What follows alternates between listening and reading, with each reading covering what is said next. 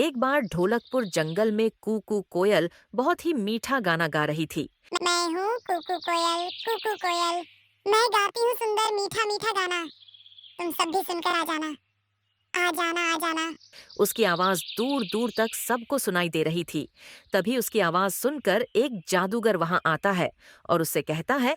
वाह कुकू कोयल, तुम्हारी आवाज तो बहुत मीठी है। बिल्कुल खरा सोना है। सोना। तभी जादूगर आबरा का डाबरा बोलता और कूकू कोयल से कहता है। तुम अब से जब भी गाना गाओगी और गाते समय अगर तुम्हारे मुंह से एक भी बूंद पानी के नीचे गिर गई तो वो बूंद सोने में बदल जाएगी। लेकिन तुम्हें एक बात का हमेशा ख्याल रखना होगा कि तुम कभी ऐसे लोगों के सामने नहीं गाना जो तुमको किसी भी तरह से नुकसान पहुंचाए। ऐसा बोलने के बाद जादूगर वहां से चला जाता है। इधर कूकू कोयल फिर से गाना गाने लगती है। मैं हूँ कुकू कोयल, कुकू कोयल। मैं गाती हूँ सुंदर मीठा मीठा गाना। तुम सब भी सुनकर आ जाना, आ जाना, आ जाना। तभी वहां पर चंपा लोमड़ी आती है और वो कूकू कोयल का गाना सुनने लगती है। गाना गाते गाते कूकू कोयल के मुंह से पानी गिरता है। पानी के नीचे गिरते ही वो सोने में बदल जाता है। चंपा लोमड़ी अपने सामने सोना देखकर बहुत खुश हो जाती है और झट से सोना उठाती है। फिर वहां से बहुत तेज दौड़ लगाते हुए अपने घर पहुंचती है। इधर कूकू कोयल गाना गाती रहती है। तभी वहां पर एक शिकारी आता है। शिकारी पेड़ के नीचे बैठकर कूकू कोयल का गाना सुनने लगता है। कूकू कोयल गाना गा ही रही थी कि फिर से उसके मुंह से पानी नीचे गिरता है। मुंह का पानी नीचे पहुंचते ही सोने में बदल जाता है। अपने सामने शिकारी सोना देखकर बहुत खुश हो जाता है। वो झट से उसे उठा लेता है। तभी शिकारी फिर देखता है कि ऊपर से पानी की एक और बूंद गिरी जो सोने में बदल गई। शिकारी फिर खुश होता है और उसे भी अपने पास रख लेता है। ऐसे करते हुए कई बूंदें ऊपर से नीचे गिरती है जो सोने में बदलती जाती है।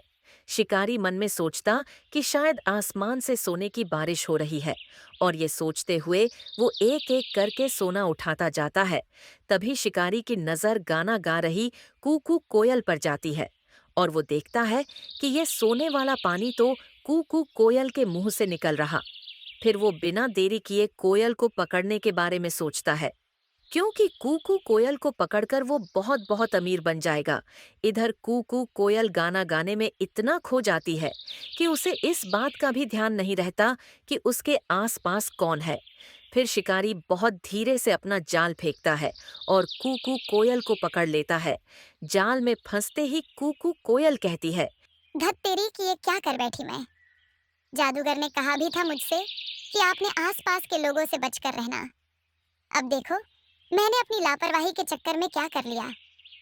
जाल में फंस गई। इधर कूकू कोयल को ले जाते हुए शिकारी अपने मन में सोचता है। क्यों ना इस कोयल को राजा को ही दे दूं? अगर राजा को दे दिया तो राजा इसके बदले मुझे राजमहल में रहने देंगे। फिर पूरी जिंदगी आराम से बीतेगी मेरी। हाँ, यही सही रहेगा। कि ऐसा सोचते हुए शिकारी राजा के पास पहुंचता है और उसे सारी बात बताता है। राजा कोयल को लेने और उसके बदले शिकारी को अपने राज्य महल में रहने देने की बात मान जाता है। तभी वहां पर राजा का मंत्री आता है और उससे बोलता है कि महाराज, ये शिकारी झूठ बोल रहा है। आपने कभी सुना या देखा भी है?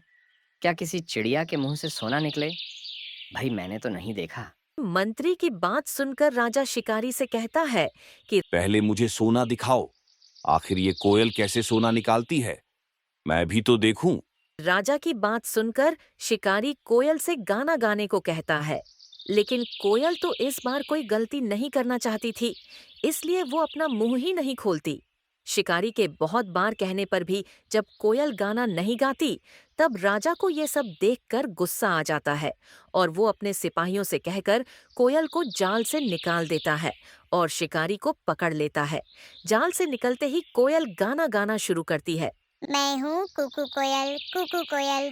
मैं गाती हूँ सुंदर मीठा मीठा गाना। तुम सब भी सुनकर आ जाना, आ जाना, आ जाना। और फिर तभी उसके मुंह से फिर से पानी नीचे गिरता है जो सोने में बदल जाता है। राजा ये सब बस देखता ही रह जाता है और अपने सिपाहियों से कोयल को पकड़ने को कहता है। लेकिन इस बार कूकू कोयल पहले जैसी कोई भी गलती नहीं करती है और वहां से उड़ती हुई सीधे ढोलकपुर जंगल पहुंचती है।